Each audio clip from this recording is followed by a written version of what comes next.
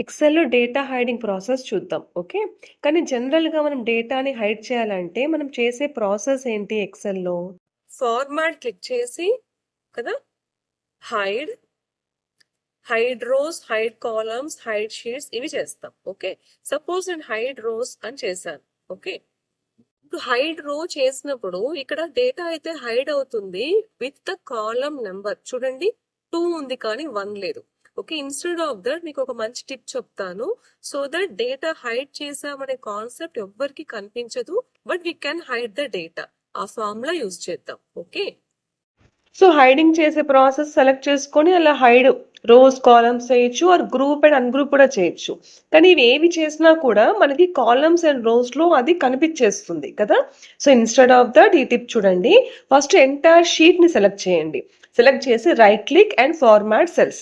ఇక్కడికి వచ్చిన తర్వాత కస్టమ్ క్లిక్ చేసి టైప్ దగ్గర జనరల్ ఉంది కదా అది రిమూవ్ చేసేసి 3 సెమీకోలన్స్ యూజ్ చేయండి. Semicolon and semicolon and say okay. ఇప్పుడు చూడండి డేటా అంతా కనిపించడం లేదు కానీ observe in the formula bar. ఇక్కడ ఫార్ములా బార్ లో నేను ఎక్కడ క్లిక్ చేస్తున్నా అక్కడ ఉన్న డేటా అయితే అక్కడ అబ్జర్వ్ అవుతా ఉంది. ఈవెన్ ఏదైనా టైప్ చేసి చూడండి ఆ డేటా కూడా హైడ్ అయిపోతా ఉంది. Okay. So this is the trick. Now suppose ఈ డేటా మళ్ళీ మనకు రీజనరేట్ కావాలి, ఐ మీన్ మరీ కనిపించాలి అని అంటే same process. Select entire sheet, go for format cells. ఆ కస్టమ్ దగ్గర 3 సెమీకోలన్స్ పెట్టాం కదా అవి రిమూవ్ చేయండి. రిమూవ్ చేసి and say okay. Now see మరి మన డేటా అంతా కనిపిస్తుంది. ఓకే.